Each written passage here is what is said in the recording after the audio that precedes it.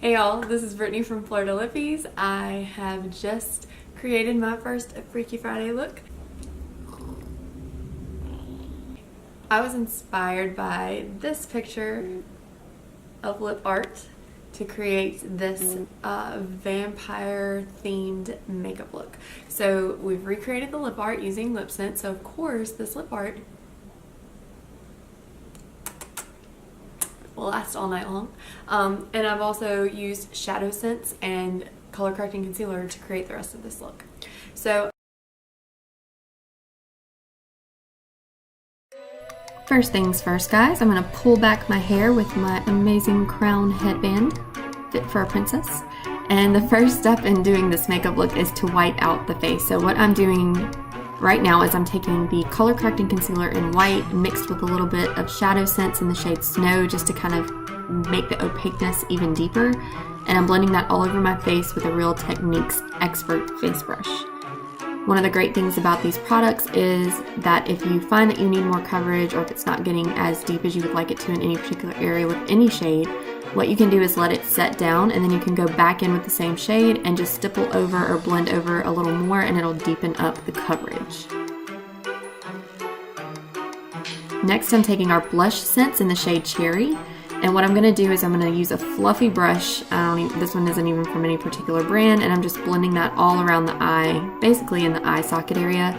And what I want to do is use this as a transition shade underneath the black shadow I'm going in with later. So instead of the black shadow just transitioning into gray, I wanted there to be sort of a red, almost bloody look behind it since I'm using vampire lip art as my inspiration. And I just kind of wanted to make the eyes sort of match that vampire aesthetic. So as I blend, I just kind of soften the edges as much as possible with the brush. Next, I'm going in with a Real Techniques detailer brush. These brushes are super tiny, which is great for detail work, although I do need to get better at being patient and working in small strokes.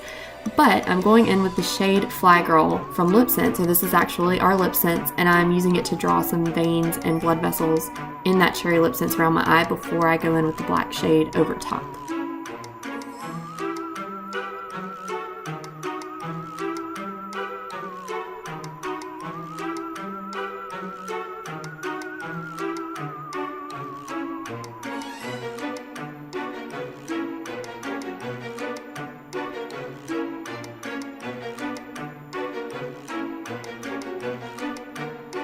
Next, I'm taking our SeneGence in the shade Onyx, and on a fluffy Real Techniques crease brush, I'm just pushing that all over my eyelid.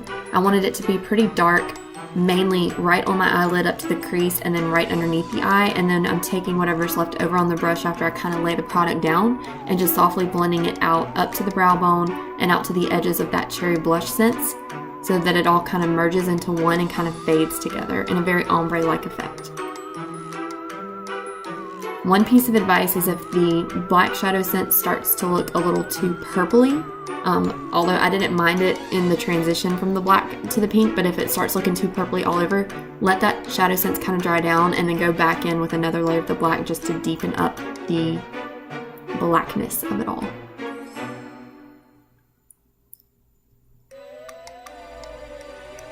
Alright, I'm taking a little more of that black shadow scent, really whatever was left over on the brush, and I'm going to go ahead and use it to kind of contour my face and hollow out my cheeks so that I really kind of get that dead come back to life look.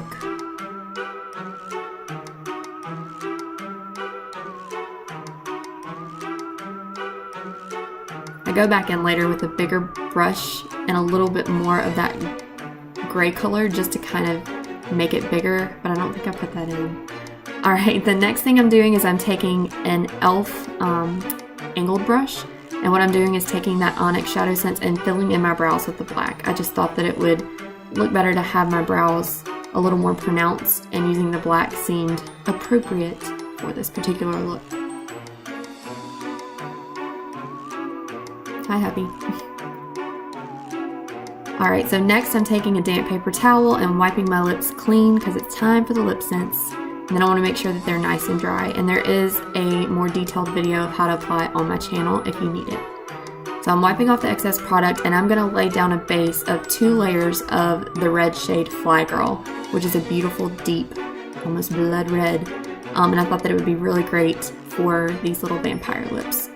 So So I'm going to go in and do 2 layers of that, and I'm taking extra care with this first layer to make sure that I lay down the appropriate shape that I'm going for on my lips. And then once that's laid down and dried for about 10 seconds, I go back in with layer number 2. And I don't have to be quite as precise with this layer just because I have already laid down that first layer. Next, after that second layer is dry, I'm going in with our SeneGence in the shade Snow on an e.l.f. angled brush, and I'm starting to trace in the shapes that I want for the vampire fangs on my bottom lip. Now this e.l.f. brush, after I started using it, I realized was not the best choice for doing lip art because it was a little too thick. It wasn't a very thin, precise brush. It didn't come to a very clean point, so it was kind of difficult to maneuver it to make a specific shape, but I made do. It worked out fine, but yeah, it would have been easier if I had gone right in with the Real Techniques detailer brush or something like that with a little more precision. Now once I laid down the initial shape and the way that I wanted it, I let that set for about 2 minutes, and then I went back in with a little more snow just to make sure that it had the opacity that I wanted for the white part of the fangs.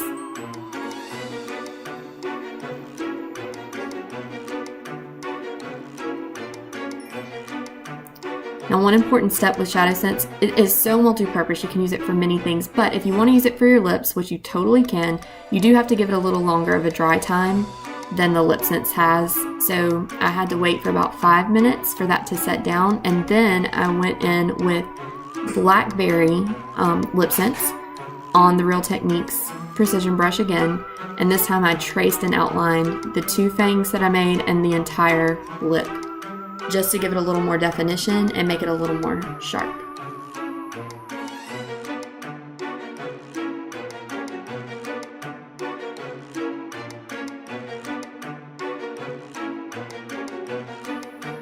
I think that a lot of people are very intimidated by lip art. I mean, I know that I am. But I have to say, it's a lot of fun to make it, and even when it's not perfect, you just kind of have to remember that, like Lisa Eldridge always says, go for effect. From a distance, you're not going to be able to see every little teeny tiny mistake. So unless you're creating lip art to take super zoomed in photos and post them on social media, don't worry about it. Just have fun and practice and try it. And the nice thing about doing lip art with lip sense is that it stays put. So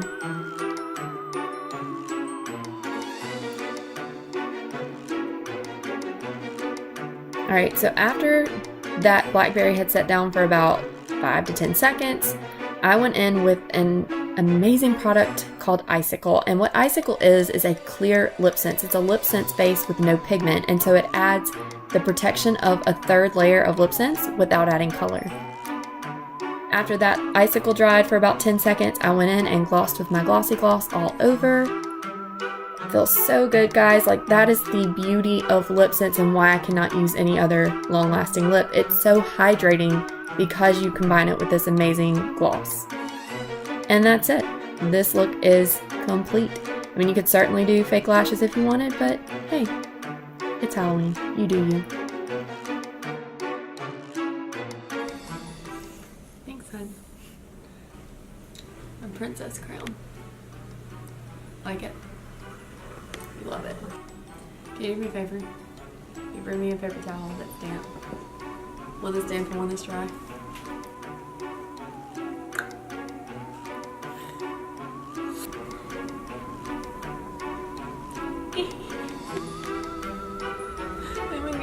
You'll see that.